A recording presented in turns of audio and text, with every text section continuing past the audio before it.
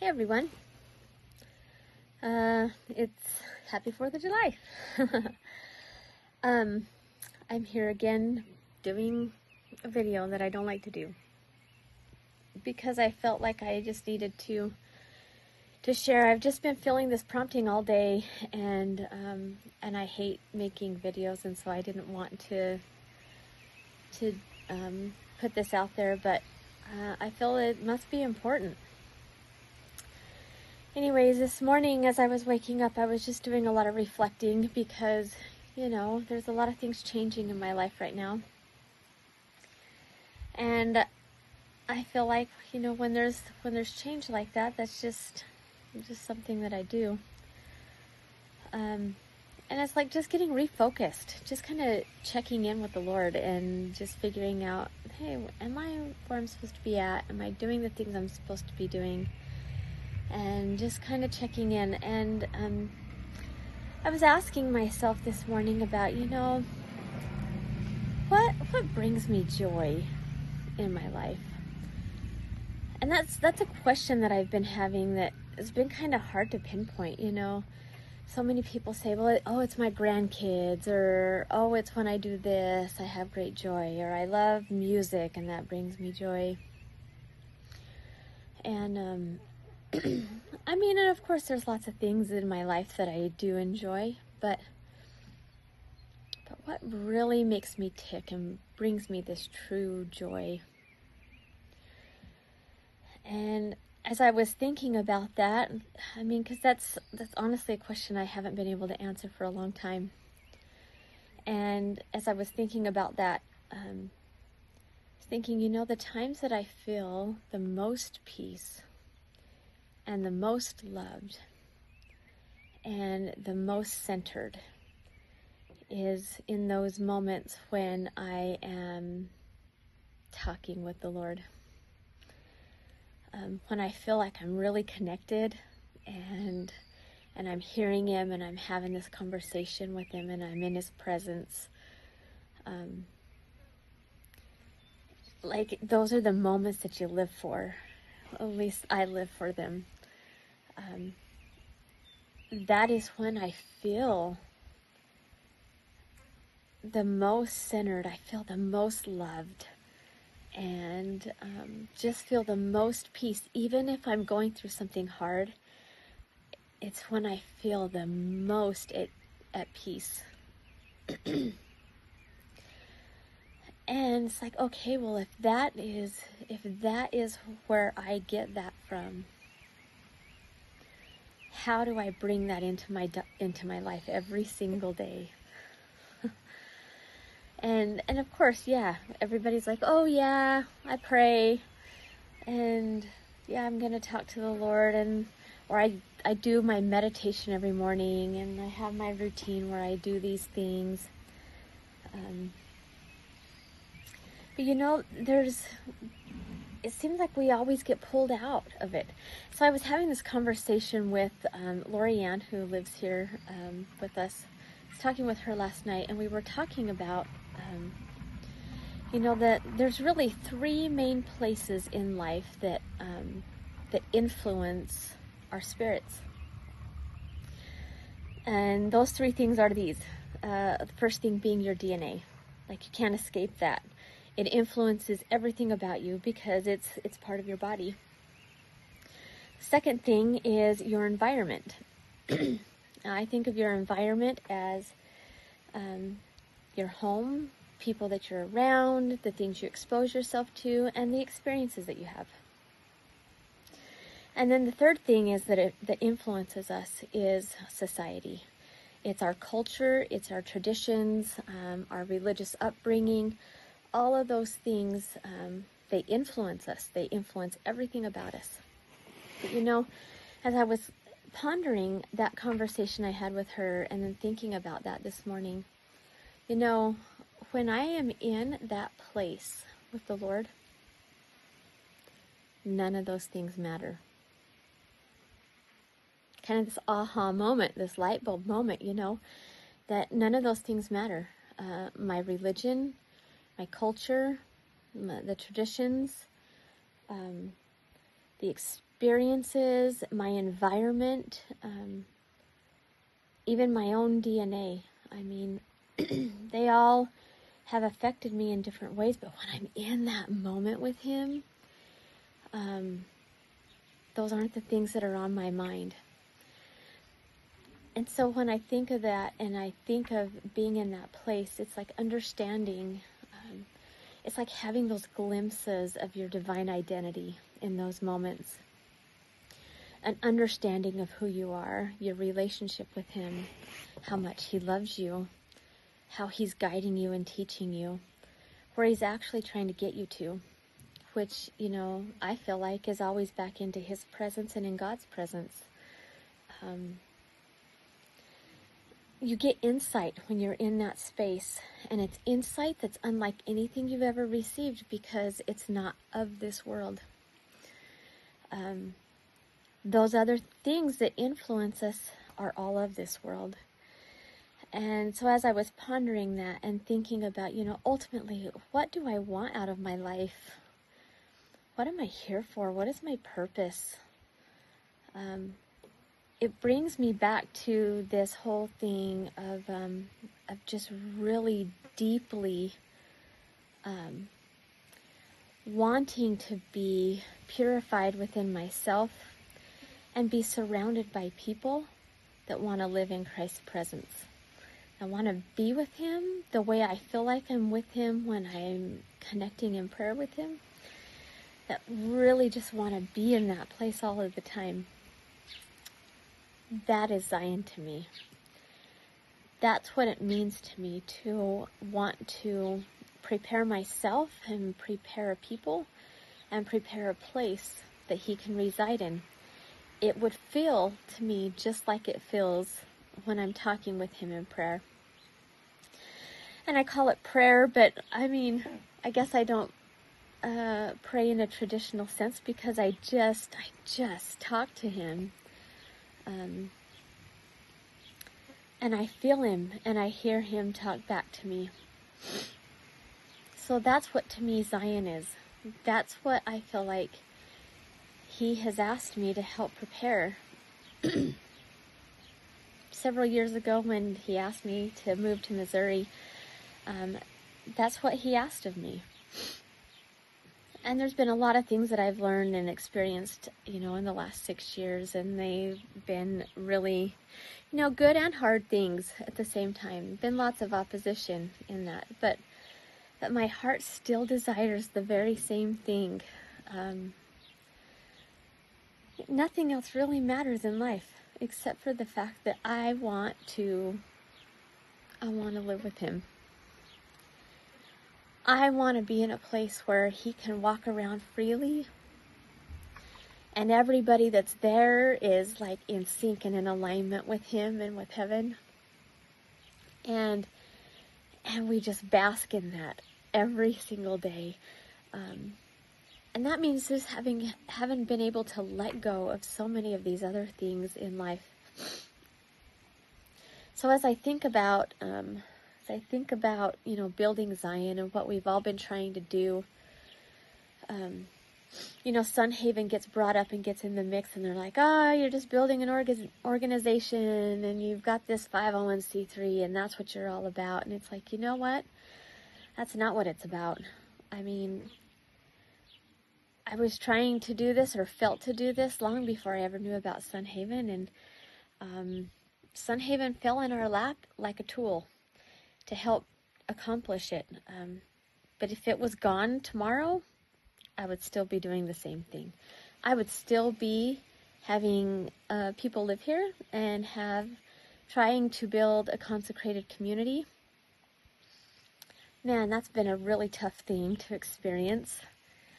I have a whole lot of things that influence me that keep me from staying in that alignment with Christ. I have a whole lot of fears. I have fears of being betrayed. I have fears of being taken advantage of. I have fears of failing. I have fears of people coming in and wanting to corrupt the Lord's ways. Like I can control that. Or like I can even protect it. It's not my job. But inside of my mind, I still struggle with these things. And of course, I have my own wounding. I have my own behavior patterns that I have to overcome. All of these things that influence us, they're through our DNA, our experiences, and our culture and traditions. I think when we're thinking about building this and about unifying, one of the things that has been the most difficult for me to understand is that, we debate over doctrine. We debate over titles, over roles that people have, whether they have that role or don't have that role. We debate over so many things that honestly don't really matter. Because the thing that I was learning today is that in that moment, as I was talking with Christ and the love that I was feeling, it's the love He feels for everybody. I'm no different than you. My role or calling or desire is probably no different than anybody else's. It's not any more special. The only thing that mattered in that moment is love. It's the love that I felt from Him, and the love that I have for Him. Zion is not merely about just unifying. It is about loving each other. So one thing that I was learning this morning is that I have to do my stuff to keep myself in alignment with heaven, to be able to constantly feel that love from Him, and to be able to then govern my own self, my actions, my thoughts, my words, all have to be governed in alignment with Him for me to feel that connection, which means I have to let go of a lot of things that influence me. And that means traditions, that means religion, that means my family ancestry and DNA, that means some of the experiences that I've had, and even people that I'm around. Some of those things are controllable, some of those things aren't. But those controllable things shape how I choose to behave. So as I consider a lot of the different fears that I have, and fears that I've heard others say about, hey, we don't know if we want to consecrate because that's pretty risky. We're going to risk all of this and we may end up with nothing. Or I can't risk having personal space. Or I don't know if, just the unknown and the uncertainty of what it means to come together. Those are all things that are of this world that won't matter if we are operating in alignment with heaven. So for instance, if I know that I'm operating in the best way that I can in that way, then I'm treating others that way, which gives them a witness and gives them the ability to trust me. Trust is a hard thing, I feel like, too. So what I'm saying is that it's contagious. When we are in alignment with Him and we love ourselves the way He loves us, then we govern ourselves the way He would govern Himself. It's the whole I am you and you are me. I am Him and He is me. And when we're in alignment that way, we heal ourselves and we behave in such a way that it's contagious and we attract people to us. And then all those fears go away, because if I know that you're in alignment with Christ, you're not going to do things that are going to hurt me or betray my trust, at least not maliciously, right? Because we're all learning and we're all growing. There are so many things that are happening within our group right now. I was just reading through all of the different messages on the Zioneer chat, and we have a lot of work to do inside of ourselves individually in order to be able to come together to consecrate and to build and live the way, in perfect alignment with Him. None of us are in perfect alignment with Him. And I'm not even certain that we're going to be capable of coming into that kind of alignment with Him. But I know that through the atonement, He makes up that difference. He strengthens our weaknesses. And when our desires are wholly focused on being that way and healing and operating the very ways that He would, it's all going to come together. But we can't sidestep the accountability that we have to ourselves and to Him. Forget holding each other accountable, which in ways is important. But you've got to have enough humility inside of yourself to be able to hold yourself accountable to the standards of heaven. And then we have to be able to govern ourselves and learn how to operate that way. First within ourselves and with Him before we can ever do that with other people. And it's such a crazy thing to consider, but